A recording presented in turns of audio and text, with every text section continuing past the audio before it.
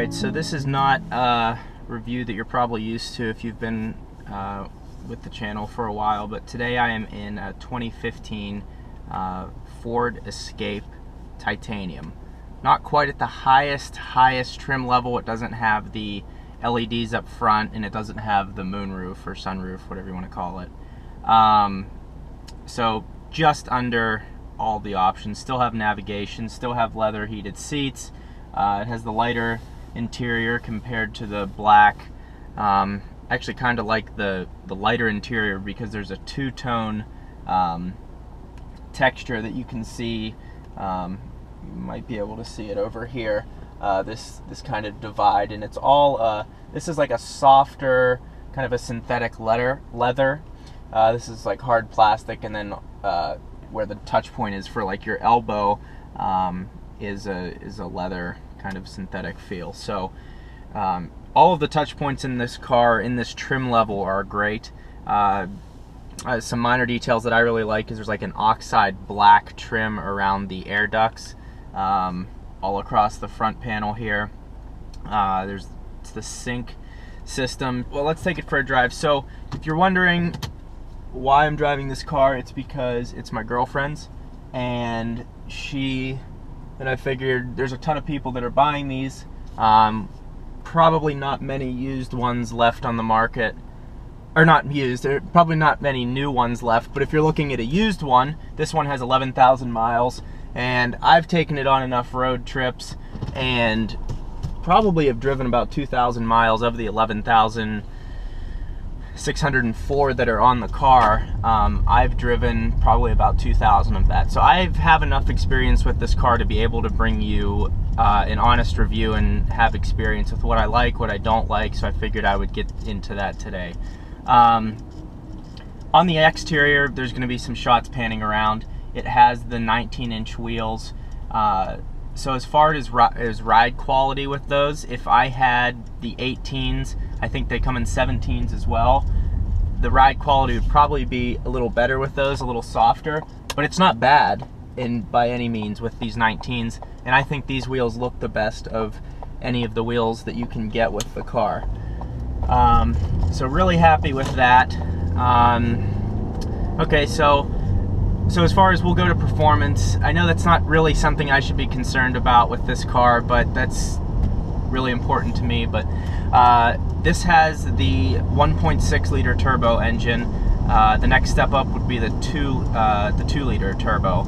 So that would be 240 horsepower compared to this having about 176. It's really not a bad engine around town. If you're just driving around, the power's fine. But when you're merging, or if you need to make a pass on the interstate, it's work. Like, you really have to work at it to get the power to pass someone. It's frustrating for me, but my girlfriend's never had any issues with it. She doesn't see a problem with it. So most people that are looking at this car probably wouldn't either. Unless you need to tow something, then you're going to need the extra power. But if you don't, you might as well get the better fuel economy with this car, and just go with the smaller engine. As far as sitting in the back legroom, it's awesome. I'm 6 feet tall, I weigh 170 pounds. I can sit in the back, and a person my size can sit in the front comfortably and have no issues. You're not jammed in the back. You don't have to move your seat up in the front. So they have a lot of room, and the trunk is also pretty good. So that pretty much covers, I don't know, most of the interior. The steering wheel has a nice feel to it. There's a little give to the steering wheel, has a soft, leathery feel. There's the controls for volume, hang-up phone. I almost called it Siri. I don't know what her name is, but for the voice command, all right at your fingertips here, or your thumb tips. Very easy to access, and you can keep your eyes on the road after learning it fairly quickly. The trim around the whole sync system is like, it's a hard leather texture, and it feels really nice and it looks really nice. Really like that. The one thing when she was buying the car that I was worried about was this like piano black plastic trim that's around the cup holders and kind of goes out under the vents. I was kind of worried that was going to get smudged really easily, and it really doesn't. It gets a little dusty, but I have a microfiber in here, so anytime I'm in the car, I'm cleaning it. But it gets a little dusty, but other than that, not bad at all. And it looks really good. So that was one thing I was worried about, and it ended up being a non-issue. I think the exterior of the car looks great. I think it would look a little better with the LEDs. You know, I've seen several of these with that. I think it looks really good when it's coming at you, but it's not something you see. It's also expensive to get that package, so not a huge deal, but just something to note. Gas mileage in this thing has been really good. We're out in Phoenix, so part of the year you really don't need to use heat or AC. You don't even need it. So when she was doing that, her commute to work, she was getting 27.3 miles per gallon out of this. I think it's rated at 31 or 32. So realistically, she was probably getting about that, but the computer takes an average here. So I think she was probably getting that a lot of the times, but who knows. Right now it says 26.7, and she's been having the air conditioning on for the past couple weeks when driving and commuting. So so that's a realistic miles per gallon after 11,000 miles, 26.7 currently. So pretty good. I've taken it on several trips. The gas tank is small. I think it's a 13, I'm guessing. I think it's a 13.2. Another thing that I found interesting, there's a lot of similarities between this engine and the engine in my ST. One example is the Mountain Tune air filter that I put in actually fits perfectly in this car. So I thought that was kind of random, but the reason for that is that's how Ford is able to keep the price down on these cars. You get the leather, you get the navigation, you get the nice wheels, you get all this stuff for I think she ended up getting this for $29,000 or maybe 30, so a couple grand under MSRP. But you think for all of that, all of this technology that you're getting for that price, it's kind of crazy. But that's how they're able to keep that cost down. They're reproducing parts that they use across a product line, so it just drastically reduces the price, which is good for all of us. So yeah, I mean, right now I'm going on the I-10. How fast am I going? 60, 70? I'm so used to using the digital speedometer. I love using that compared to the analog. So right now I'm going 62 miles an hour. The cabin noise, it's pretty quiet. No complaints there. The ride is great. But one thing that was funny, I was driving up to Vegas like a month and a half ago in this car, and I was on an exit ramp. I was coming up the hill, and I kind of gave it a little gas and let off, and you can hear the blow-off valve. Oh.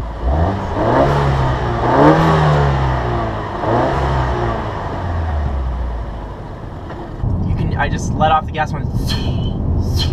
So then, as soon as I heard that, I was playing with that when I was pulling into the hotel. Like, it's just, I'm a 6-year-old, but it's kind of funny that you can actually hear that on this car. You can hear the turbo spool up. It's really tiny, but you can hear it if you're listening for it. And if I put the Mountain Tune intake on that would be stupid. But I guess another thing to talk about would be the sports mode. Right now I'm downshifting with the manual override. It does help braking. If you ever want to use it for that. Most people probably won't. Basically what the sport mode does is let you run the gears out a little longer. It lets you get a little more power out of it, as opposed to shifting when it would be most economical for the car. So that's what the sport mode is going to do. So you have park, reverse, neutral, drive, shift, and then once you're sport, and once you're down in sport mode, you have the option to downshift and upshift as you please. I did take this on the way back from Vegas. I went to Kingman Wash, as you can see in some of these pictures here, so it was actually really cool. Took this for 3 miles on a dirt road, and I was a little nervous because it's not the all-wheel drive, it's front-wheel drive, and there were some grades that we went down. I was like, oh man, I don't know how we're gonna get back up this. Had no issues at all. And we went 3 miles inland and, you know, all the way back to the wash. And the Kingman Wash is the back of part of Lake Mead, if you've ever been to Vegas. So drove it off-road, and not something I'd suggest to do in this car. There's a GTI behind me, it looks pretty sweet. Not something I'd suggest to do in this car. I think maybe the 19-inch wheels made the ride a little more harsh than it could have been with 18s. But it handled it well. It had great ground clearance, and if you had to, you could do it. Obviously you'd be much better off with the all-wheel drive version of this car, but if you have the front-wheel drive version and you ever have to go off-road, what the fuck? I just pulled off the interstate. Okay, that's pretty much all I can cover in this car as far as what you're going to want to know quickly. There was a recall on it.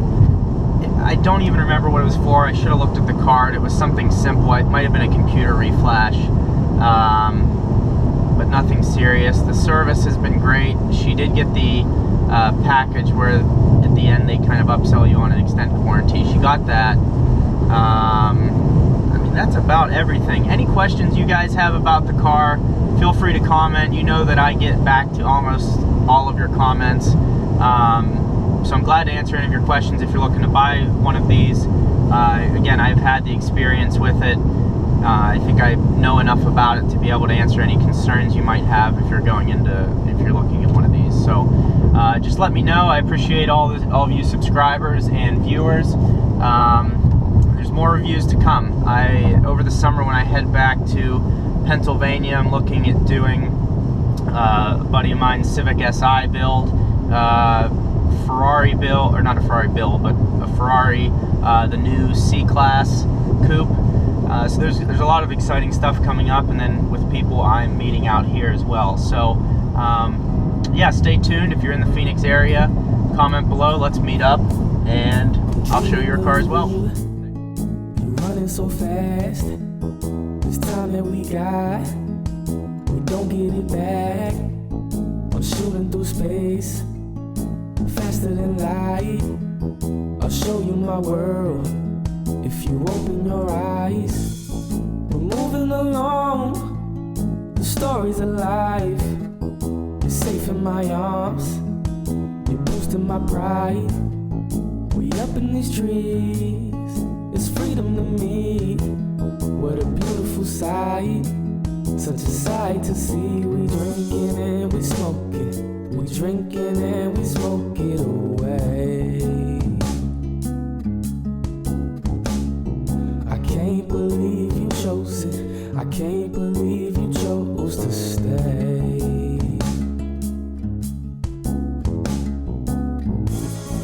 Settling down, never touching the ground. We're staying so high, the best feeling around. You stay in the mood, the fountain of youth. Baby, what is your secret? I need some proof. You flow like the water, you feel like the sea. I need you so bad, you're precious to me. Wake me up in the morning, so I know that it's real. When I open my eyes, your face gives me chills. We drink it and we smoke it, we drink it and we smoke it.